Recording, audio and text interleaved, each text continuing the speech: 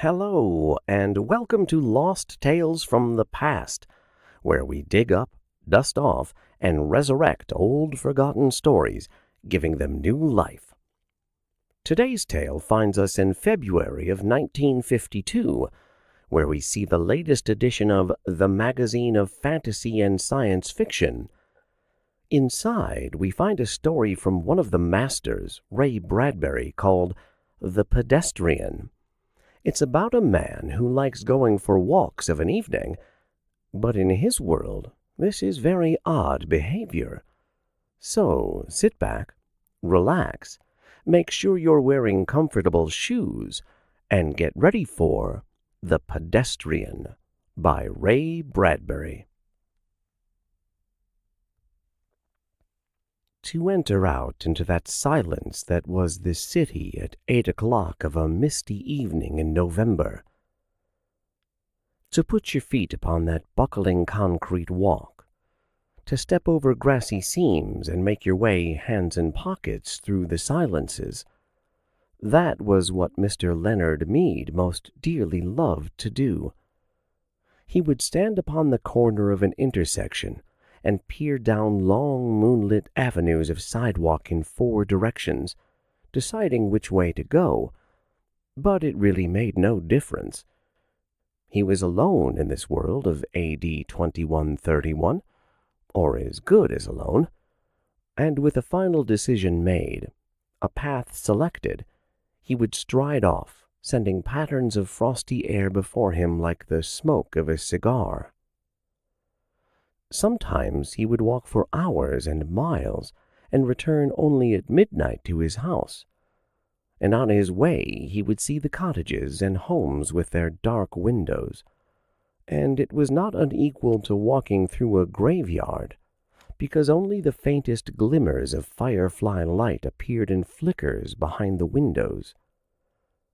Sudden gray phantoms seemed to manifest themselves upon inner room walls, where a curtain was still undrawn against the night, or there were whisperings and murmurs where a window in a tomb-like building was still open. Mr. Leonard Mead would pause, cock his head, listen, look, and march on, his feet making no noise on the lumpy walk. For a long while now, the sidewalks had been vanishing under flowers and grass. In 10 years of walking by night or day, for thousands of miles, he had never met another person walking, not one in all that time. He now wore sneakers when strolling at night, because the dogs in intermittent squads would parallel his journey with barkings if he wore hard heels, and lights might click on, and faces appear, and an entire street be startled by the passing of a lone figure in the early November evening. On this particular evening, he began his journey in a westerly direction toward the hidden sea. There was a good crystal frost in the air. It cut the nose going in, and made the lungs blaze like a Christmas tree inside. You could feel the cold light going on and off, all the branches filled with invisible snow. He listened to the faint push of his soft shoes through autumn leaves with satisfaction, and whistled a cold, quiet whistle between his teeth, occasionally picking up a leaf as he passed, examining its skeletal pattern in the infrequent lamplights as he went on, smelling its rusty smell. "Hello in there," he whispered to every house on every side as he moved. "What's up tonight on Channel 4, Channel 7, Channel 9? Where are the cowboys rushing? And do I see the United States cavalry over the next hill to the rescue?" The street was silent and long and empty, with only his shadow moving, like the shadow of a hawk in mid-country. If he closed his eyes and stood very still, frozen, he imagined himself upon the center of a plain, a wintry, windless Arizona country, with no house in 1,000 miles, and only dry riverbeds, the streets, for company. "What is it now?" he asked the houses, noticing his wristwatch. 8:30 p.m. Time for a dozen assorted murders, a quiz, a review, a comedian falling off the stage. Was that a murmur of laughter from within a moon-white house? He hesitated, but went on when nothing more happened. He stumbled over a particularly uneven section of walk as he came to a cloverleaf intersection, which stood silent where two main highways crossed the town. During the day it was a thunderous surge of cars, the gas stations open, a great insect rustling, and ceaseless jockeying for position as the scarab beetles, a faint incense puttering from their exhausts, skimmed homeward to the far horizons. But now these highways, too, were like streams in a dry season, all stone and bed and moon radiance. He turned back on a side street, circling around toward his home.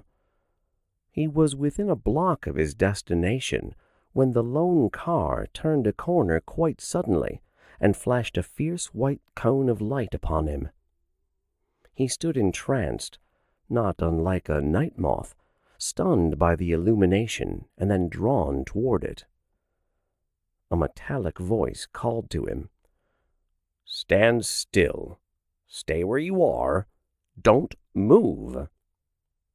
He halted. "Put up your hands." "But," he said, "your hands up, or we'll shoot." The police, of course. But what a rare, incredible thing. In a city of 3 million, there was only one police car left. Ever since a year ago, 2130, the election year, the force had been cut down from 3 cars to 1. Crime was ebbing. There was no need now for the police, save for this one lone car wandering the empty streets. "Your name," said the police car in a metallic whisper. He couldn't see the men in it for the bright light in his eyes. "Leonard Mead," he said. "Speak up." "Leonard Mead." "Business or profession?" "I guess you'd call me a writer." "No profession," said the police car as if talking to itself. The light held him fixed like a museum specimen, needle thrust through the chest. "You might say that," said Mr. Mead. He hadn't written in years. Magazines and books didn't sell anymore. Everything went on in the tomb-like houses at night now, he thought, continuing his fancy. The tombs, ill-lit by television light, where the people sat like the dead, the gray or multicolored light touching their expressionless faces, but never really touching them. "No profession," said the phonograph voice, hissing. "What are you doing out?" "Walking," said Leonard Mead. "Walking?" "Just walking," he said, simply, but his face felt cold. "Walking, just walking." "Walking?" "Yes, sir."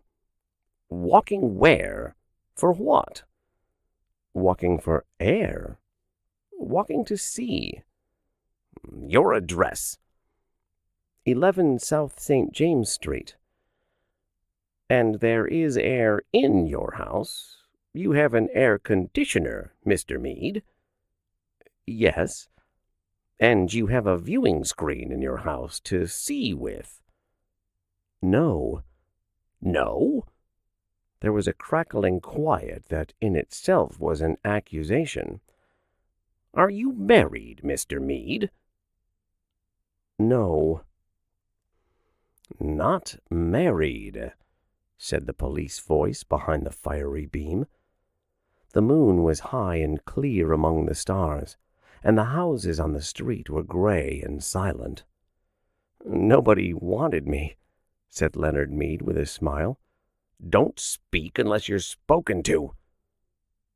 Leonard Mead waited in the cold night, Just walking, Mr. Meade?" "Yes." "But you haven't explained for what purpose." "I explained. For air, and to see, and just to walk." "Have you done this often?"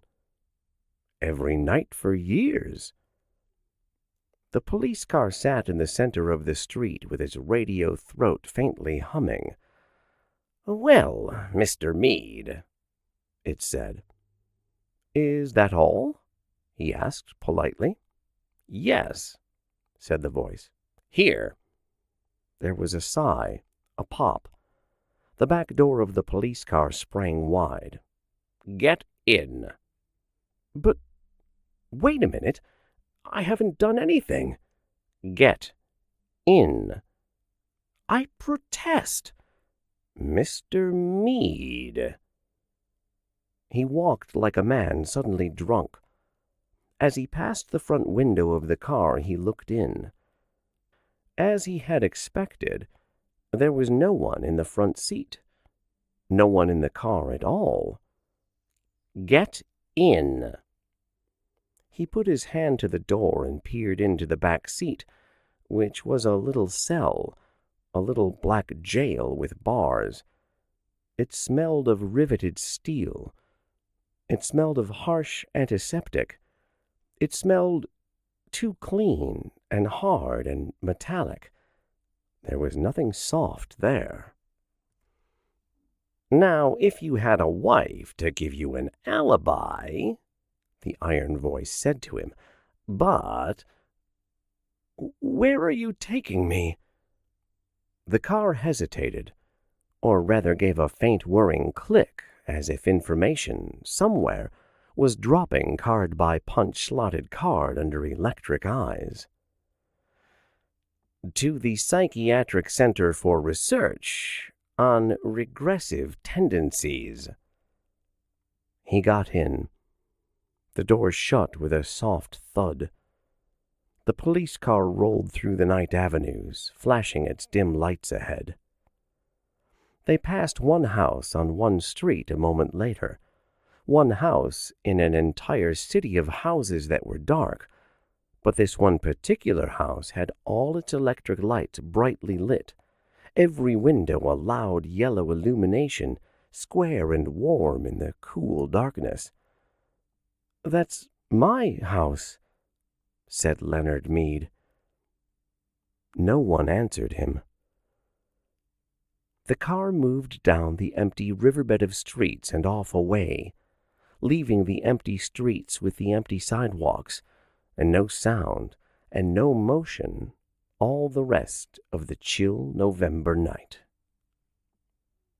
The end. That was The Pedestrian by Ray Bradbury. Pretty short, but also pretty spooky. I hope you enjoyed it. If you did, please give it a like, subscribe to the channel, and share it with your family and friends. I would really appreciate it if you did. And if you'd like to hear more from Ray Bradbury, or if there's anything else you'd like to hear, please drop a comment and let me know. As always, I claim no copyright nor ownership of this story, and as far as I'm aware, it is in the public domain. Thank you for choosing to spend some of your time with me listening to Lost Tales from the Past. Until next time, I wish you all the best.